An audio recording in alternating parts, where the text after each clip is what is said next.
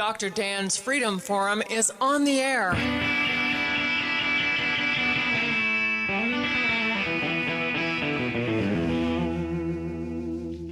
Never send to know for whom the bell tolls. It tolls for thee. I'm Chris Clinton. I'm the sheriff in Towns County. The good people of Towns County have been generous enough to elect me 3 times as their sheriff. Probably the biggest thing that I think any sheriff would tell you, and as Sheriff Lovin said, sheriffs have been around their 2,600 years of recorded history. You can read in the book of Daniel, chapter 3 of the sheriffs coming out when the Chaldean king set up his golden image, but they've been around a long time, and they have stood for a long time for the people in the county. In 1215, when we came up, the kings had gone on for years, abusing the people, and the sheriffs stood up with the people, and we got a Magna Carta out of it. And down through history, 3 sheriffs signed the Declaration of Independence. I would say that as sheriff, the biggest need, and any sheriff, the biggest need we have are the people in the community. As Sheriff Lovin said, being prepared. Either one of these men on either side of me, and I know this, I've worked, especially with Sheriff Davis being right next door. Just like with myself and our sheriff's office, they're coming if you need them. They're coming, their deputies are coming, they're going to get there as fast as they possibly can. But we also live with the realization that sometimes seconds mean the difference between life and death. And realistically, we're not going to be there in that instant. And I know personally, I sleep a lot better at night realizing that most people in Towns County, Georgia have a firearm. That actually makes me rest easier as sheriff, because while this person, think for a second, this horrible incident that went on in Boston. You have people that want to take away your right to defend yourself. For 24 hours, one of these suspects was on the loose. They had the whole city shut down. How much you want to bet not a single one of those people hiding in their homes was anti-gun at that moment? I know I would have wanted my firearms, And here's the thing, Dr. Dan mentioned this when he kicked it off, but 237 years ago, there was a guy named George that was really fond of himself. See, George believed that it was his God-given right. He was born into royalty. Anyone that wasn't born into royalty were peasants, and that's the way God wanted it. He owned everything, including the people, and he could do what he wanted.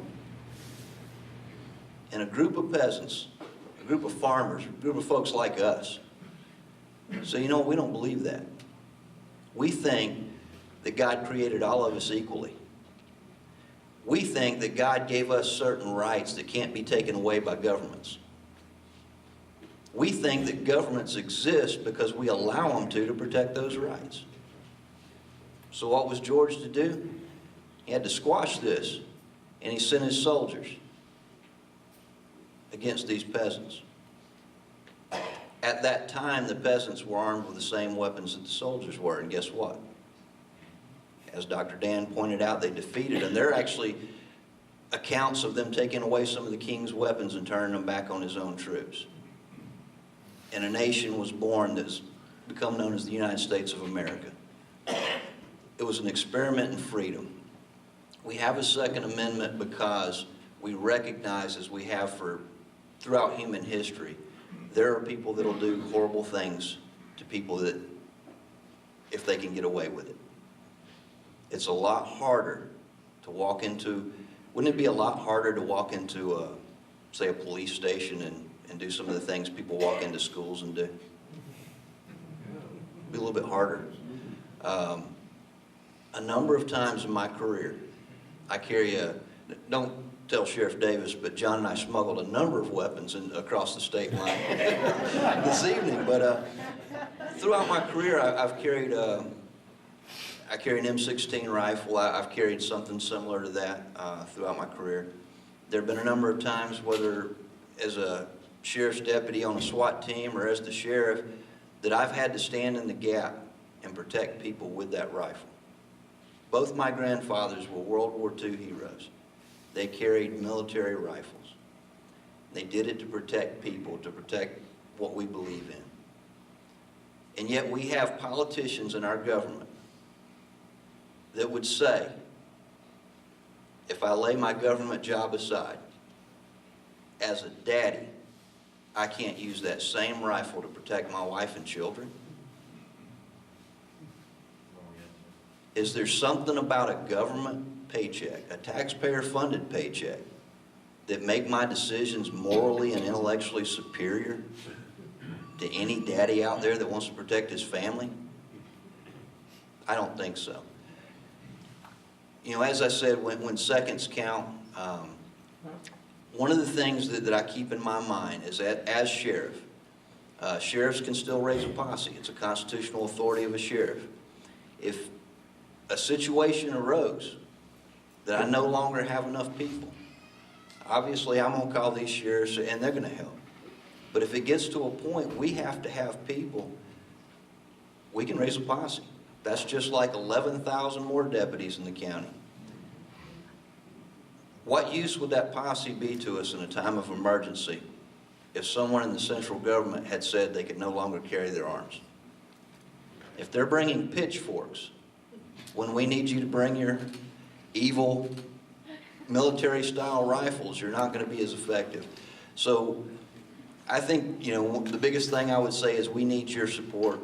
Probably the biggest thing, I know a lot of you are familiar with Sheriff Richard Mack. He's wrote a lot of books. I'm sure each one of these sheriffs have heard a lot about it.